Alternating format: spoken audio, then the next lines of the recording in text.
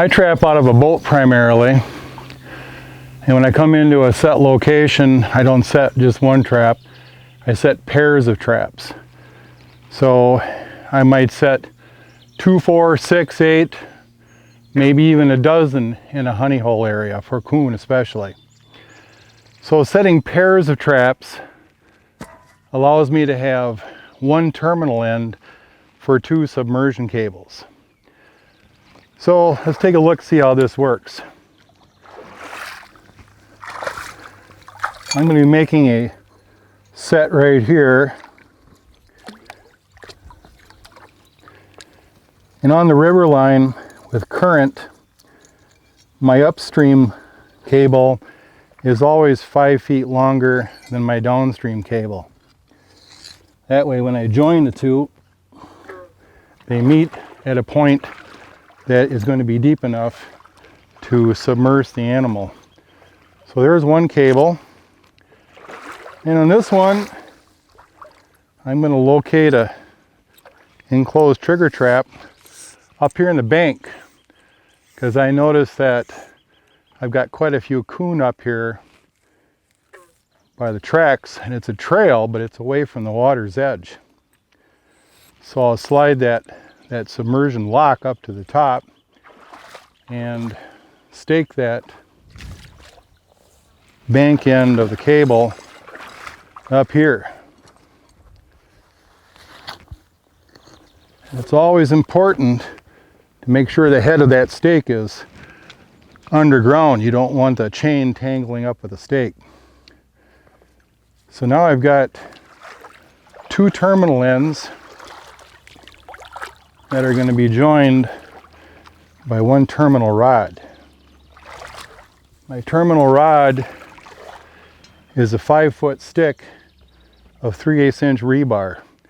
I buy these in 10-foot lengths, cut them in half, slide a steel nut down 18 inches and smack it down here. If I was a welder, I'd have that welded on.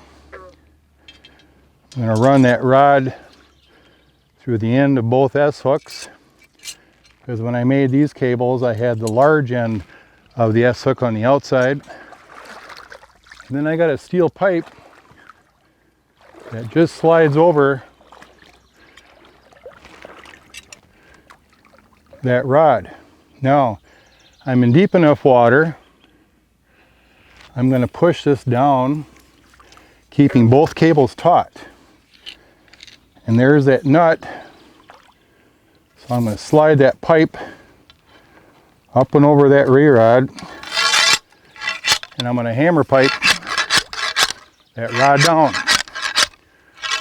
Now, because I've got that stop 24 inches up on each cable, there isn't a critter in the world that's going to pull that rod out of there.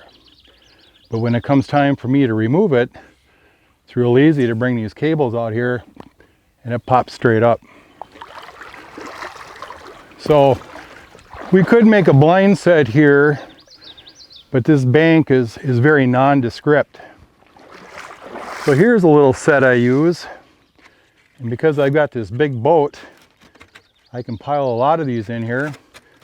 Just a length of, what do you think, Jim? Is that about 4 inches? 4-inch drain. 4-inch drain tile. Got a barn spike here, cut a hole in there.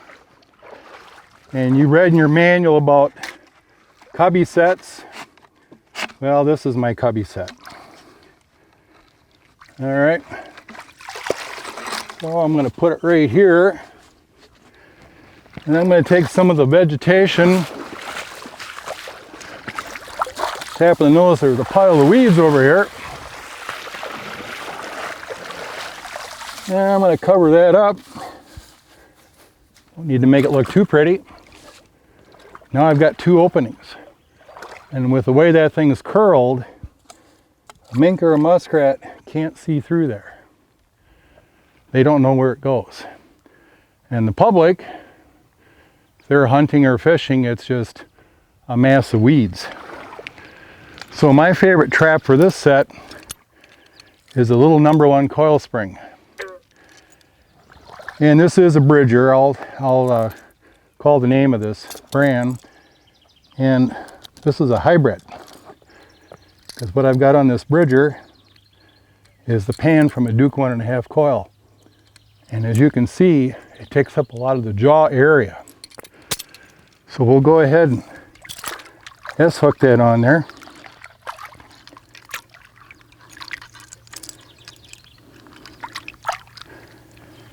I guarantee you, if you've got 50 to 100 of these out, you're going to have mink, muskrats, and you're going to have coon, because they will examine that too. That's a tenacious little trap. I guarantee if you get a coon front foot caught, which you will, it will not come out. Important that you set this trap so the animal is going between the jaws and not over.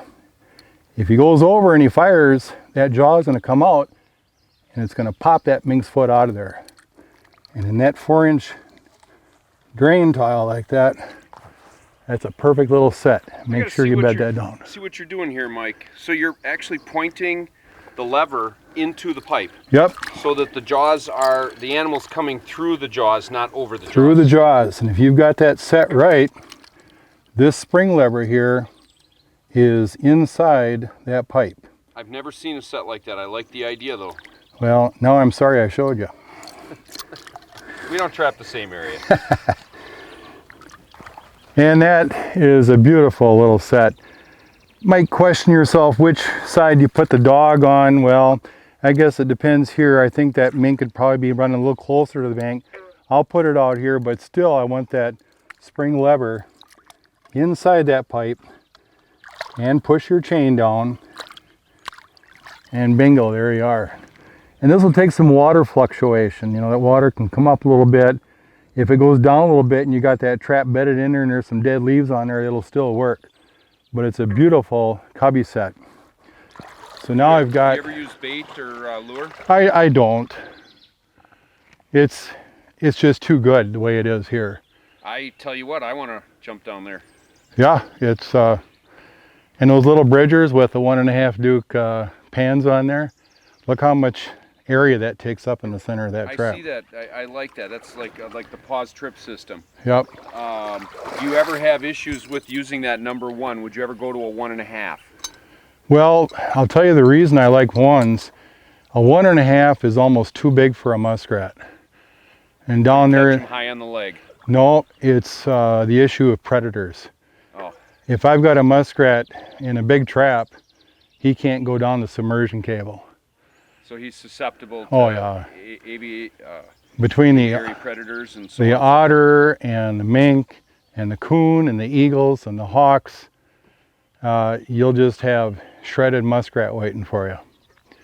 So I use the number 1 a lot, even in pocket sets, for that reason. Unless I've got deep water right away, but here I don't. Can you order those 1.5 pans? Sure. Yep. Okay, and they just... Duke will ship them to you in a pack of 12 or something, and yeah, you can order them by singles, by dozens. And all my Duke 1.5s, I take those off and I put a different pan on those. Okay. So I just step them down. And of course, our enclosed trigger trap here, we won't take the time to show it, but you can go ahead and anchor this up on the bank. And that coon, you know, you could slide him 50 feet if you wanted to, and they'll always head for the water, and down here he'll be. So with this submersion system, you put your traps in pairs, you're just going to be saving yourself that much more time. And in my prior life, I had to run traps after work. I still ran about 120 traps and could check them in about 2.5 to 3 hours. Where today, now that I'm a retired old guy, I can run 300 to 400 traps on that 3 to 4 day check, and everything's in pairs.